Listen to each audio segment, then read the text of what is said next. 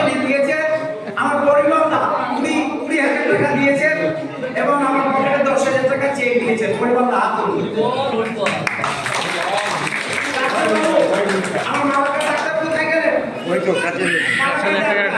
প্রথম থেকে সাহায্য সহযোগিতা 32,500 টাকা দিয়েছে এমনিতে 5,500 টাকা আমার পকেটে দিয়েছে এই ছাড়া